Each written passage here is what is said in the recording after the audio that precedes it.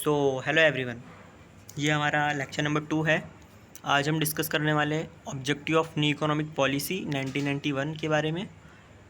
First video lecture में हमने discuss किया था इंट्रोडक्शन और rational of new economic policy, मतलब कि किन किन कारणों की वजह से हमने न्यू इकोनॉमिक पॉलिसी को अडॉप्ट किया था। आज हम न्यू इकोनॉमिक पॉलिसी का ऑब्जेक्टिव डिस्कस करने वाले हैं। तो स्टार्ट करते हैं।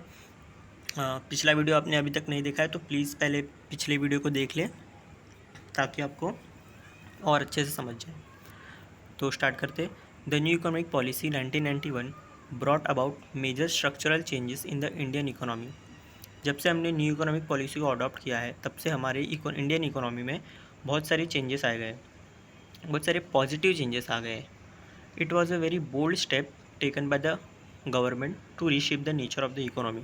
ये बहुत ही इम्पोर्टेंट स्टेप था जो कि हमारे गवर्नमेंट ने लिया था हमारे इकोनॉमी को बूस्ट देने के लिए और कुछ ऑब्जेक्टिव अचीव करने के लिए। तो आज का हमारा आंसर है objective of new economic policy 1991। ये एग्ज़ाम में पूछे जाने वाले क्वेश्चन है, तो आप इन क्वेश्चन को थोड़े अच्छे से प्रिपेयर करें। आप खाली हेड्स पॉइंट्स को समझ लें, अंदर का आप कंटेंट एक्सप्लेनेशन सुन के अपने मन से लिख सकते हो। तो पहला हमारा ऑब्जेक्टिव है न्यू इकोनॉमिक पॉलिसी का इकोनॉमिक स्टेबलाइजेशन, मतलब इकोनॉमी को हमारे स्टेबल करना।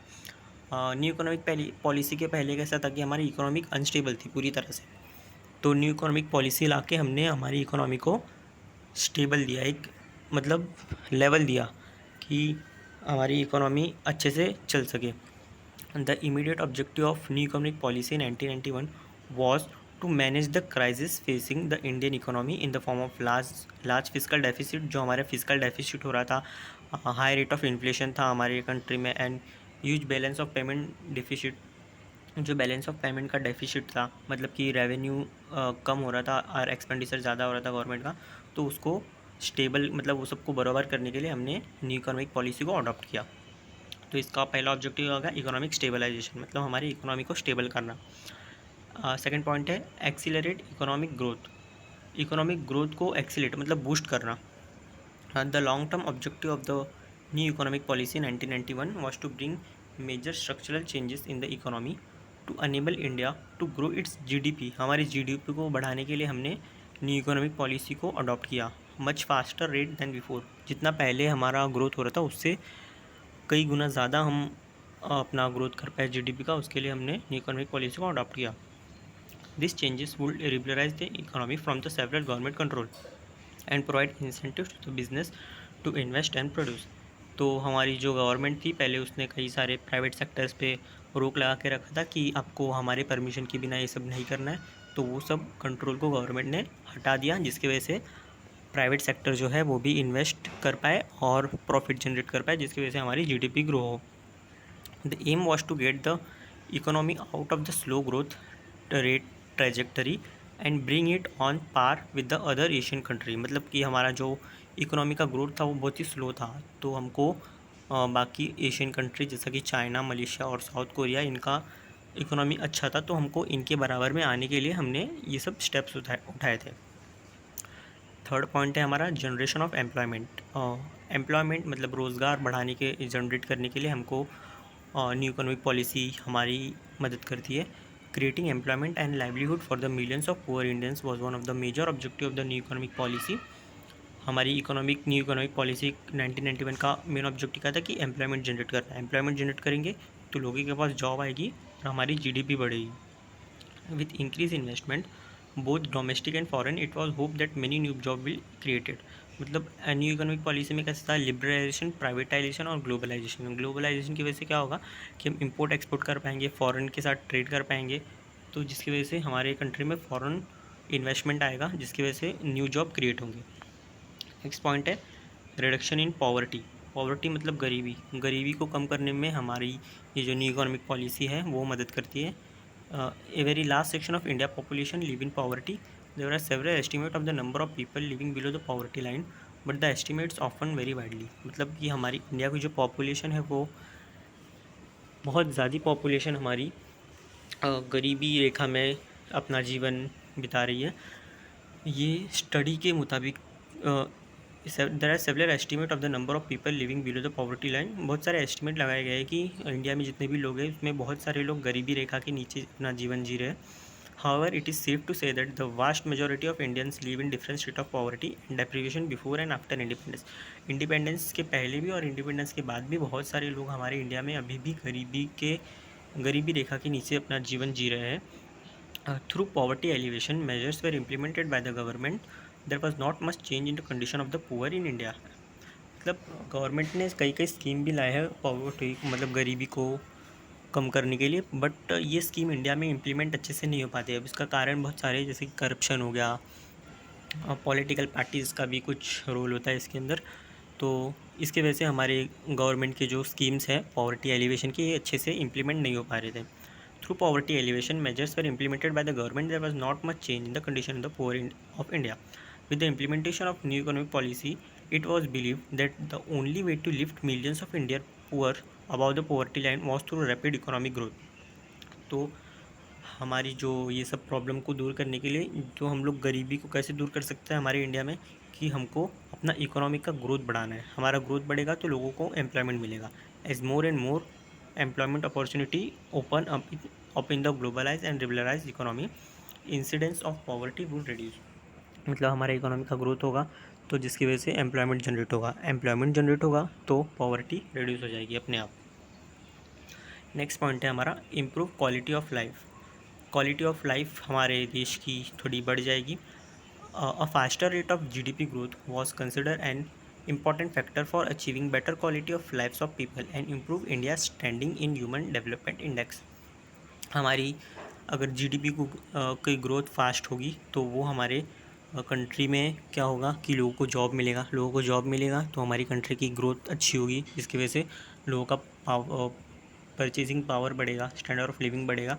तो हमारी इंडिया जो कंट्री है वो ह्यूमन डेवलपमेंट इंडेक्स में आ सकती है। मतलब वो भी हमारी ह्यूमन डेवलपमेंट इंडेक्स में लिस्ट हो जाएगी। नेक्स्ट पॉइंट है globalization of the Indian economy. मतलब कि इंडियन इकोनॉमी जो है वो वर्ल्ड की इकोनॉमी के साथ मिक्स कर देना, मतलब साथ में हमारा फॉरेन ट्रेड चालू कर देना इंडिया का। Since independence the Indian economy was guided by the objective of self reliance in its trade policy.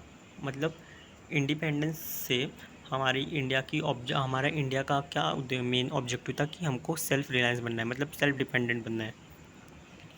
The objective was appropriate soon afterwards independence. It was no longer appropriate to follow an inward-looking protectionist trade and investment policy during 1980 and 1990s when the entire world was moving toward a more and open globalized environment. लेकिन ये ठीक था, पर हम लोग अपने में ही अंदर ट्रेड करेंगे तो ये अच्छी बात नहीं थी, क्योंकि जितनी भी बाकी दुनिया थी वो फॉरेन ट्रेड चालू कर दी थी, जिसकी वजह से कि हमारा कंट्री का ग्रोथ होता है। मतलब हमको फॉरेन इनकम आता था, फॉरेन इनकम से हम कुछ और चीज़ परचेज़ कर सकते थे, हम अपने इंडिया के गुड्स फॉरेन कंट्री में बेच सकते थे, जिसकी वजह से हमको फॉरेन एक्सचेंज मिलता था।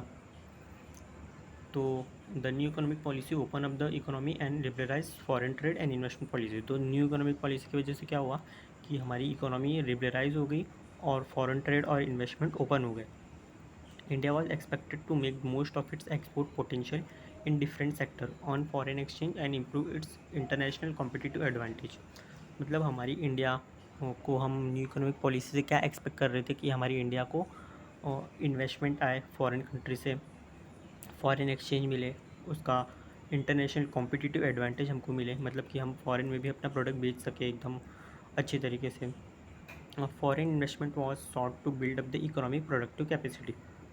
फॉरेन इन्वेस्टमेंट की वजह से क्या होता है कि हमारी इकोनॉमी की प्रोडक्टिव कैपेसिटी बढ़ जाती है। नेक्स्ट पॉइंट क्या है कि increase in capital formation. Next point है increase in capital formation. With liberalisation of the private industrial sector, financial market and foreign direct investment policy, it was expected that both domestic and foreign capital will be available with ease for investment and capital formation. This will increase productive capacity and lead to economic growth. मतलब कि हमारे देश में capital formation होगा, जैसे कि हमारे देश में मतलब हमारे इंडिया में फॉरेन इन्वेस्टमेंट आएगा। हमने हमारी इकोनॉमी को कैसा बना दिया था, लिबरलाइज बना दिया था। मतलब कि हम एकदम फ्रीली कुछ भी ट्रेड कर सकते हैं प्राइवेट सेक्टर, मतलब उनको गवर्नमेंट की परमिशन लेनी नहीं होगी। लिबरलाइज़ कर दिया था, सब चीज़ फ्री कर दिया था। तो जिसकी वजह से फाइनेंशियल मार्केट और फॉरेन डायरेक्ट इन्वेस्टमेंट एक्सपेक्टेड, मतलब डोमेस्टिक में भी, और मतलब डोमेस्टिक मतलब जो इंडिया के लोग हैं वो भी इन्वेस्ट कर सकते हैं, और जो फॉरेन के लोग हैं वो भी हमारे इंडिया में इन्वेस्ट कर सकते हैं, जिसकी वजह से कि हमारा कैपिटल हम लोग के पास बहुत होगा, जिसकी वजह से हम कुछ प्रोडक्शन कर सकते हैं, मतलब कोई स्टार्टअप वार्टअप कर सकते हैं और हमारे देश में कैपिटल आएगा। नेक्स्ट पॉइंट है reduce government control.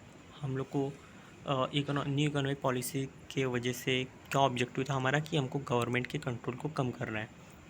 One of the primary objective of new economic policy was to reduce direct and indirect government control to economic assets and activities that were proving to be disadvantageous to private sector investment।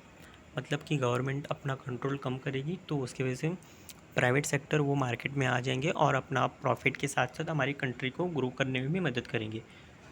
Government अगर control करेगी तो government easily और अच्छे से वो sector को handle नहीं कर पाएगी। इसकी वजह से गवर्नमेंट के कंट्रोल को कम करना पड़ा हमारी न्यू इकोनॉमिक पॉलिसी जब से आई तब से, क्योंकि अगर प्राइवेट सेक्टर होंगे मार्केट में तो वो अच्छे से परफॉर्म करेंगे और हमारी प्रॉफिट भी वो लोग कमाएंगे और हमारी कंट्री की ग्रोथ भी होगी।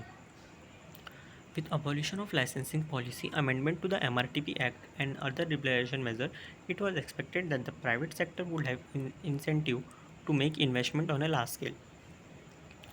मतलब कि जो प्राइवेट सेक्टर है उनको क्या बोला गया था कि तुम इन्वेस्टमेंट करो बहुत लार्ज स्केल पे, ताकि प्रोडक्शन हमारे देश में हो सके और हमारी देश की इकोनॉमी फंक्शन कर सके। नेक्स्ट पॉइंट है disinvestment of public sector. The public sector had grown economically viable with increased losses, cost escalation, and was at a drain on the government budget. With the new economic policy, it was aimed to make public sector more efficient, accountable, and competitive. This was sought to be achieved through the policies of privatization and disinvestment। Public sector हम लोग को क्या करना है कि जो भी जितने भी गवर्नमेंट सेक्टर में गवर्नमेंट का पैसा लगा हुआ है, मतलब गवर्नमेंट का जो भी स्टेक है उसको हमको डिसइन्वेस्ट, मतलब गवर्नमेंट को अपना स्टेक निकाल लेना होगा और वहाँ पे प्राइवेट सेक्टर एंटर करेंगे ताकि वो उस कंपनी को या फिर उस सेक्टर को अच्छे से डेवलप कर पाए, ग्रो करा पाए। क्योंकि अगर जहाँ पे गवर्नमेंट रहेगी वहाँ पे वो सेक्टर अच्छे से ग्रो नहीं कर पाएगी। पब्लिक सेक्टर प्राइवेट सेक्टर होंगे तो वो अच्छे से अपना प्रॉफिट भी देख लेंगे और कंट्री भी ग्रो करेगी। नेक्स्ट पॉइंट है improve efficiency and competitiveness. New economic policy की वजह से क्या होगा, एफिशिएंसी बढ़ेगी और कॉम्पिटिटिव मार्केट में हम एंटर कर सकते हैं, मतलब हमारी कॉम्पिटिटिव स्ट्रेंथ बढ़ जाएगी। The new economic policy aimed at providing a liberalized economic environment for the individual industry to be more innovative and efficient. हमारी न्यू इकोनॉमिक पॉलिसी का एम क्या था कि लिबरलाइज इकोनॉमिक एनवायरनमेंट क्रिएट करना Indian industries के लिए, जो कि मोर इनोवेटिव होगी और एफिशिएंट होगी। With the globalize economy Indian enterprise would face competition from the global firms, would have access to the foreign capital and to best practices and technology from abroad.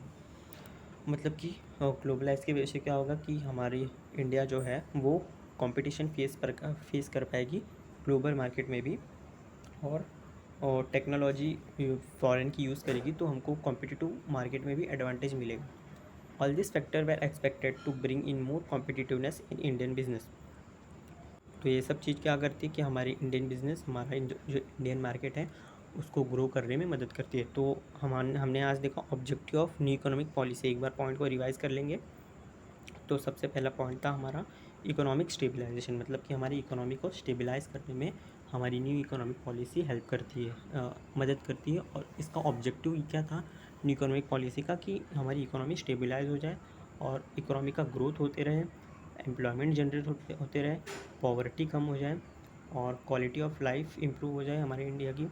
Globalisation, हमारी India की जो economy है उसको globalise कर दें हम, और capital formation बढ़ जाए हमारे देश में, और गवर्नमेंट का कंट्रोल वो कम से कम हो, और डिसइन्वेस्टमेंट ऑफ पब्लिक सेक्टर, मतलब कि जहाँ पे पब्लिक का पैसा लगा हुआ है वहाँ से पब्लिक का पैसा हटा के प्राइवेट सेक्टर उसमें इन्वेस्ट करे, और इम्प्रूव एफिशिएंसी एंड कॉम्पिटिटिवनेस, मतलब कंपटीशन हम फेस कर पाए और हमारी एफिशिएंसी बढ़ जाए। यही था हमारा objective of new economic policy.